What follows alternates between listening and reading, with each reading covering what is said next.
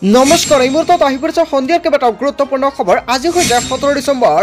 এছবিআইৰ লাখ লাখ গ্ৰাহকৰ বাবে এটা ভাল খবৰ, লগতে লাখ লাখ যুৱতীৰ বাবে এটা ভাল খবৰ আহি পৰিছে। এছবিআইত মুকলি হৈছে চাকৰি। কেৱল এয়াই নহয়, লাখ লাখ কৃষকৰ একাউণ্টত চৰকাৰে বগাই দিব 1000 কোটি টকা। আৰু কোনবোৰ কৃষকে আবেদন কৰিব লাগিব সম্পূৰ্ণকৈ জানি লওক। কৃষকসকলৰ বাবে চৰকাৰে দিলে এটা ভাল খবৰ, লগতে অৰুণোদয়ৰ প্ৰত্যেকজন হিতাধিকাৰীৰ একাউণ্টত চৰকাৰে সোমাই দিব 12000 কোটি টকা।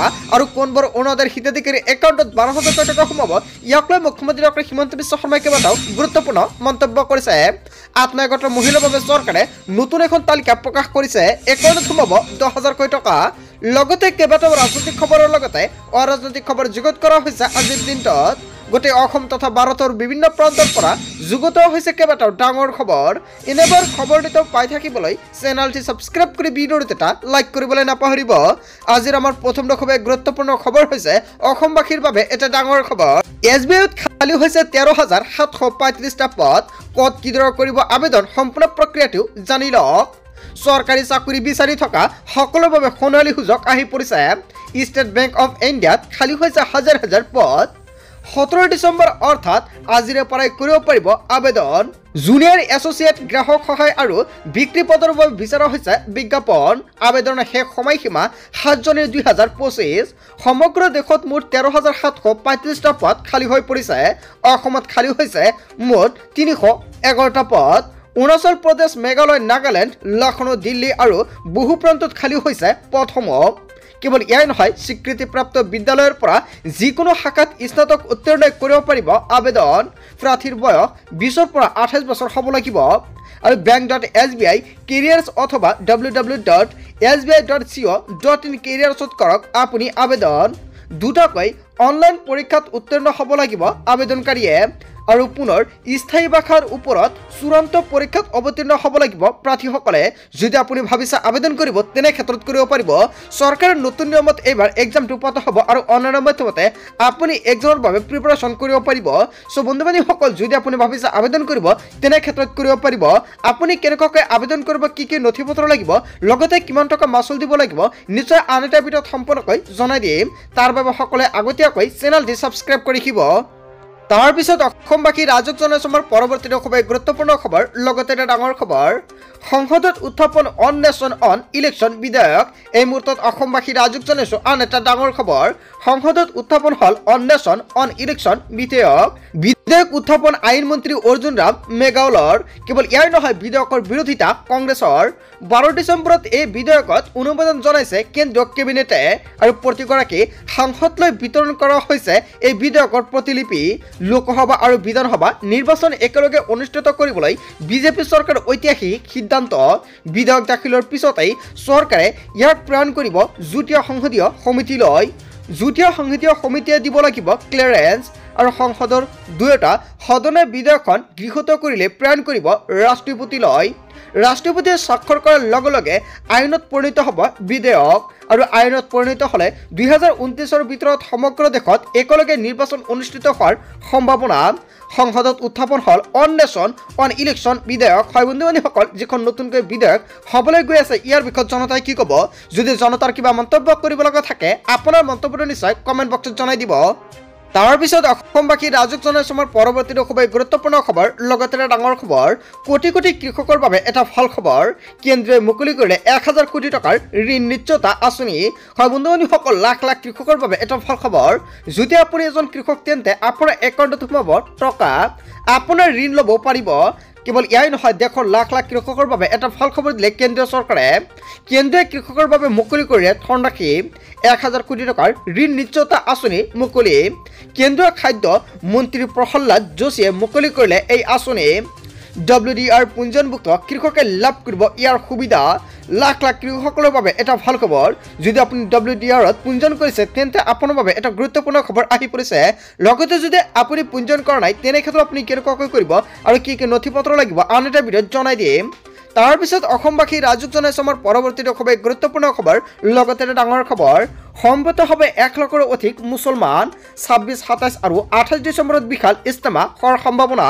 হয় বন্ধু বান্ধৱীসকল, ইজতেমাক লৈ মুছলমানসকলে আৰম্ভ কৰিছে যোজা। ইছলাম ধৰ্মাৱলম্বী লোকসকলৰ বাবে এটা ভাল খবৰ আহি পৰিছে। বৰপেটাৰ বাগবৰত অনুষ্ঠিত হ'বলৈ গৈ আছে বিশাল ইজতেমা। 26, 27 আৰু 28 ডিচেম্বৰত অনুষ্ঠিত হ'ব জিলা ভিত্তিক ইজতেমা। বাগবৰৰ হাওৰা পথাৰ গাঁৱত অনুষ্ঠিত হ'ব এই ইজতেমা। ইজতেমাৰ কাম কাজত ভীষণ ব্যস্ত ইছলাম ধৰ্মাৱলম্বী লোকসকল আৰু ইজতেমাত সমবেত হ'ব 1 লাখৰো অধিক লোক। সমূহ ৰাইজৰ সহায় সহযোগিতা বিচাৰিছে পৰিচালনা সমিতিয়ে। তাৰ পিছত অসমবাসী ৰাজক জনাইছে আমাৰ পৰৱৰ্তীটো খুবেই গুৰুত্বপূৰ্ণ খবৰ। লগতে এটা ডাঙৰ খবৰ, লাখ লাখ মুছলমানৰ বাবে এটা ভাল খবৰ আহি পৰিছে। 29 এপ্ৰিলৰ পৰা আৰম্ভ হ'ব হজ যাত্ৰা। লাখ লাখ মুছলমানৰ বাবে এটা ভাল খবৰ। হজ যাত্ৰাক লৈ আহি গ'ল এটা ডাঙৰ খবৰ। নতুন বছৰত হজ যাত্ৰাৰ তাৰিখ ঘোষণা। 2025 বৰ্ষৰ 29 এপ্ৰিলৰ পৰা আৰম্ভ হ'ব হজ যাত্ৰা। 15 মেলৈ অব্যাহত থাকিব হজ যাত্ৰা আৰু 21 জুনৰ পৰা 10 জুলাইৰ ভিতৰত উভতি আহিব লাগিব যাত্ৰীসকল। 2025ত 1,20,961 গৰাকী হজ যাত্ৰী ৰওনা হ'ব ভাৰতৰ পৰা। হাজীসকলৰ বাবে পৰ্যাপ্ত সকলো সুবিধা কৰিছে চৰকাৰে। হয় বন্ধু বান্ধৱীসকল, অৱশেষত হজ যাত্ৰীসকলৰ বাবে এটা ভাল খবৰ। তাৰ পিছত অসমবাসী ৰাজক জনাইছে আমাৰ পৰৱৰ্তীটো খুবেই গুৰুত্বপূৰ্ণ খবৰ। লগতে এটা ডাঙৰ খবৰ, প্ৰস্তুত হ'ল লাখপতি বাইদেউৰ তালিকা। এই তালিকাত আছে নেকি আপোনাৰ নাম? আত্মসহায়ক মহিলাৰ একাউণ্টত সোমাব 10,000কৈ টকা। প্ৰত্যেকজন আত্মসহায়ক মহিলাৰ বাবে এটা ভাল খবৰ। প্ৰস্তুত কৰা হৈছে লাখপতি বাইদেউৰ তালিকা। বৰ্তমানলৈকে বাছি উলিওৱা হৈছে 32,29,290 গৰাকী লাখপতি বাইদেউক। 2টা পৰ্যায়ৰ ভেৰিফিকেশ্যনৰ পিছত বাছি উলিওৱা হৈছে লাখপতি মহিলা আৰু লাখ লাখ মহিলাৰ একাউণ্টত চৰকাৰে সোমাই দিব 10,000কৈ টকা আৰু 30 লাখ মহিলাৰ একাউণ্টত পোনপটীয়াকৈ শীঘ্ৰেই সোমাব 10,000কৈ টকা আৰু 10,000 টকাৰ পোৱাৰ আগতে প্ৰত্যেকগৰাকী মহিলাৰ কৰিব লাগিব কেইবাটাও গুৰুত্বপূৰ্ণ কাম। এই ধনৰাশি উপাৰ্জনমুখী কামত ব্যৱহাৰ কৰাৰ পৰামৰ্শ দিলে মুখ্যমন্ত্ৰীগৰাকীয়ে। যদি আপুনি উপাৰ্জনমুখী কামত ব্যৱহাৰ নকৰে তেনে ক্ষেত্ৰত 10,000 টকা ঘূৰাই দিব লাগিব, এয়া মুখ্যমন্ত্ৰী ডক্টৰ হিমন্ত বিশ্ব শৰ্মাই মন্তব্য কৰিছে সংবাদমেলযোগে। এতিয়াও চলি আছে ভেৰিফিকেশ্যন। শীঘ্ৰে বেংক একাউণ্টত ধন প্ৰদানৰ দিন ঘোষণা কৰা হ'ব। স্বনিৰ্ভৰশীল মহিলাৰ উৎপাদিত সামগ্ৰীৰ বজাৰ প্ৰদানৰ চিন্তা চৰ্চা। প্ৰস্তুত কৰা হৈছে লাখপতি বাইদেউৰ তালিকা। এতিয়াই চেক কৰক তালিকাত আপোনাৰ নামটো আছে নে নাই। যদি তালিকাত আপোনাৰ নামটো আছে তেনে ক্ষেত্ৰত আপোনাৰ একাউণ্টত সোমাব 10,000কৈ টকা। আপুনি তালিকাটো ক'ৰ পৰা চেক কৰিব, কেনেকুৱাকৈ বিচাৰি উলিয়াব, তাৰ বাবে নিশ্চয় আন এটা ভিডিঅ' আহি আছে। সেইখন ভিডিঅ'ত সম্পূৰ্ণকৈ বিস্তাৰিতভাৱে আলোচনা কৰিম। তাৰ বাবে সকলোৱে আগতীয়াকৈ চেনেলটি ছাবস্ক্ৰাইব কৰি ৰাখিব।